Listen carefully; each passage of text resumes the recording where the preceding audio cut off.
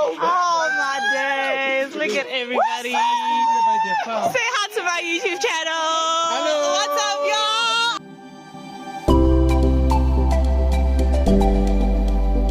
What is up, everybody? Welcome to Growing With Me, where real is our norm and growth is our goal. My name is Morangi Faith, and I will be your host for this channel. So let's get started, shall we? Right, so today's Sunday, and it just so happens to be the same day that I released my first YouTube video. Yo, guys, the anxiety when I press that publish button. Yo, but anywho, thank you for all the support y'all have shown me so far, and thank you for everyone who liked, commented, subscribed. Y'all know the vibes. I really appreciate the support and the love. But anywho, so this week we're doing something very different. I know I'm sitting down and talking now, but that's not going to be the case for the rest of this video when y'all probably see it like maybe next week. Which will then be your week. But yes, so this week I am going to a youth camp. And okay, so it's a younger youth camp. So it's like for the high school kids.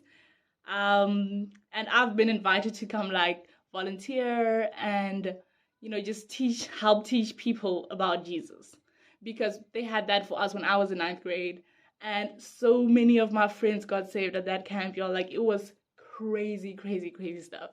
So yeah, if I'm pretty sure I'm gonna meet some of my friends because they've also been invited to come and volunteer and teach the younger generation of high schoolers about Jesus. But yeah, when I see them, I'm just gonna like take their testimonies as well, guys, because that week was insane. I remember it like it was yesterday, and mind you, I'm in 2nd year right now. So yeah, we're gonna be doing that for this week. But here's the challenge, okay? So I'll try to get like some clips. I'll try to vlog the thing, but I don't know if I'll be very good at it because I like to be in the moment. I like to be present mostly. So if I do fail miserably at vlogging the camp, then I will come down and do like a review or sit down and talk about it. So yeah, I'm looking forward to that, and I will see you guys later. It is currently 3 o'clock and I gotta get moving because they're picking me up in like the next few minutes. But yes, up and out. What's up, Sam? Hey. Oh, hey! Say hi to my YouTube channel. Hey guys, how are you? We are here at Fasa and we're about to have an amazing week. Oh, there's Kathy, bro. There is Kathy. Oh, my days. Janelle, say hi to my YouTube channel. Oh, good. What's up, guys? Subscribe and like. Oh, Kathy. Oh my goodness. You sweet lady. I miss you so much. She hasn't changed yet. Oh, my days. Look at everybody. Say hi to my YouTube channel. What's up, y'all?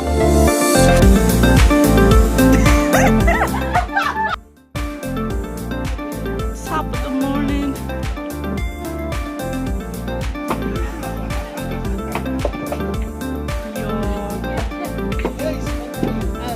Are you ready to do it? I am ready.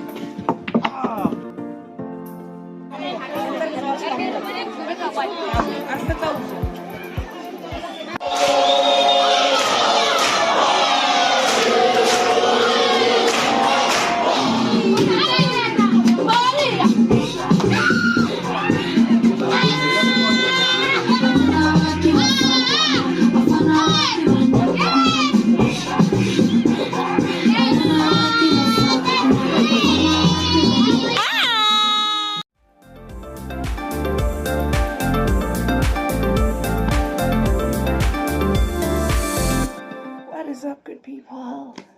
So it's currently 4 a.m. Okay, 4:45 to be precise. Tuesday morning, and your girl's going for a jog.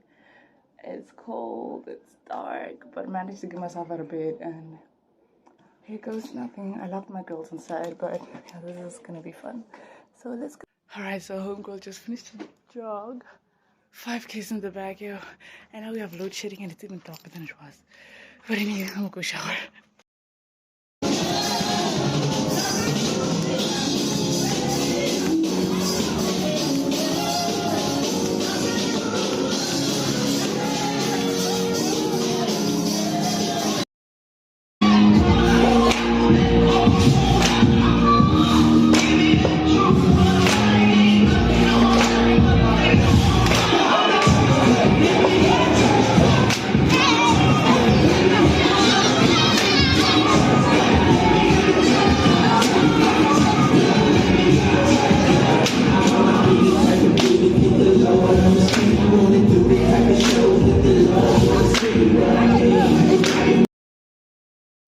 This was probably my favorite time of the day. We were each assigned between 10 to 12 girls to mentor during the week. We had small group sessions twice every day, and it was a time where they got to ask us questions, where we got to learn about the challenges they were facing, their doubts about the faith, and most importantly, a safe space where they could learn to pray for each other.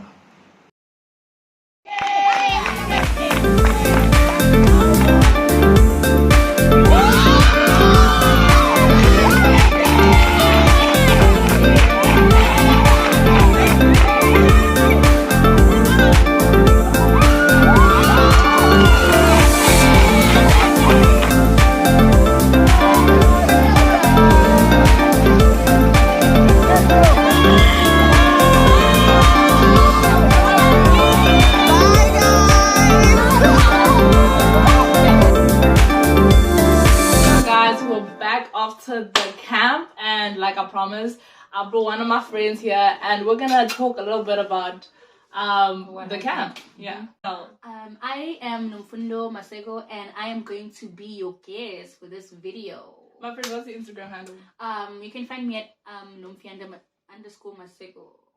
Alright, so guys, this is my high school bestie. I hated her at first, but that's a story for another day. This is crazy, okay? A story for another day. Okay. My friend, you were mean though in primary. Guys, like, okay, it's a story for another day. So the age ranges at the camp were age 13 to age 17, 18. Mm-hmm. And, we were allowed to serve because we're out of high school, we've been to the camp. I'd like to think we've grown in our Christian walk. So we had something to offer, I suppose. I hope we did. Yeah, I think we did. Like, I feel like even though you're just starting out as a Christian, you can impact somebody's life. That's so true. Like, you don't have to know the Bible from, you don't have Genesis to be ordained. Yes, you don't have to be a pastor. You don't literally, little knowledge and can impact somebody's life greatly. If the Holy Spirit lives in you, you can change someone's life. Yes, you can. Because it's not you doing it, it's the Spirit within you. Literally. If it was you, then you couldn't, because, yeah. Come on. But because the Holy Spirit dwells within you, you have the power to change someone's life. So, yes. I think what stood out the most for me at the camp, my friend, this touched me so much. I'm not going to say her name for privacy purposes. But guys, there was this 16-year-old girl. Like, when I'm telling you now that, we went there as leaders to serve and teach the kids about Jesus, I found myself being taught by a 16-year-old, crying in the arms of a 16-year-old.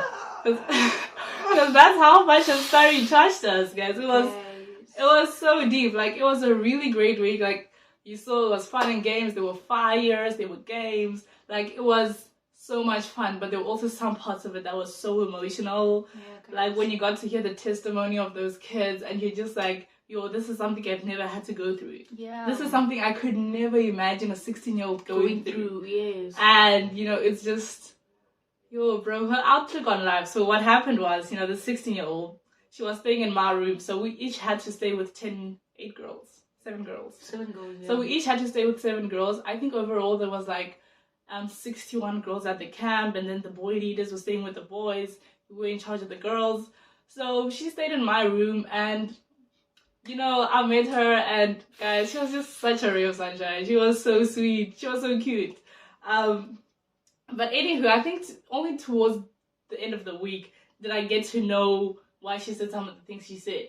Like, the first thing she said when I met her is, I'm a homosexual. And obviously, at a Christian camp, I'm like, okay, all right, I'ma love you anyways, because I don't know what to say. I don't know your story. I don't know why you chose that path. And, the way she said it was like, I know this is wrong, but God will just have to understand. And because I'm not there to condemn, I'm there to mentor, and I'm there to love. That was my sole purpose of being there. So I was like, okay, I almost said her name, but for privacy purposes, I'll try not to say her name.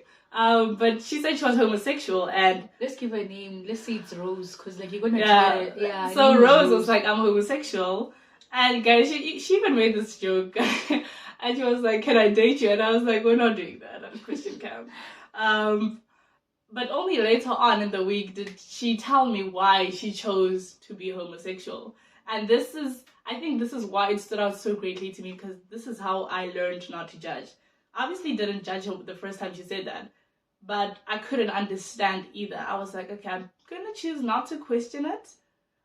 Because she knows it's wrong. I can't tell her it's wrong, because then I'm just gonna alienate her from myself. So towards the end of the week, she told me that she had been, gang raped by 4 guys, and the damage to her womb was so severe that they had to take it out. And so now she can't have babies. So she said that from that day forward, she vowed to never date a human with 3 legs, if you guys know what that means. That's the exact words. That's the exact words.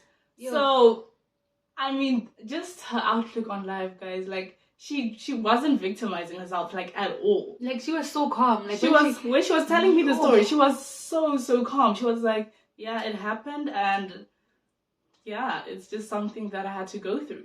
But I don't even know the word for it, my brain. Like, the strength in that girl is something that I don't think I would be able to possess. Like, I feel like I would have went like mental, like I would have like lost my mind, like I would have like, I don't know, been on drugs, cocaine, I don't know, like yo guys, it was and her love and passion for people was insane. Yes, like how can you still like, and not question God and like not be like, hey, she didn't question God at all, didn't, guys. like she was just so strong and like, oh my goodness, guys.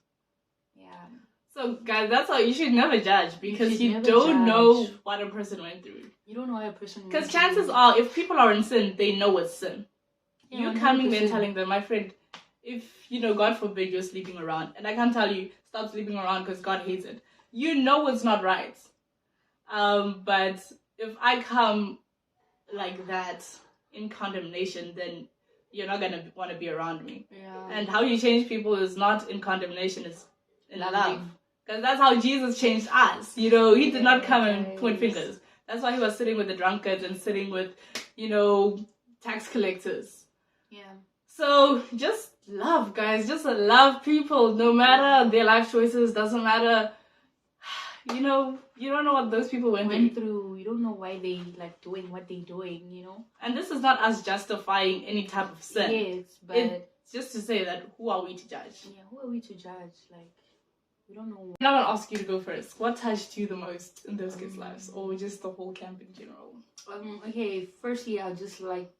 Oh my God. As you all can see, my friend had a lot to say. So we decided to split this video between a part 1 and a part 2. Stay tuned. It's not the worst thing ever, but then like just imagine getting in your room and finding your Vaslav poet. Guys, like how, like that's a trigger. Like that is a trigger. Guys, and I don't even know if it was on the floor, if it was being used to work. Like you don't know.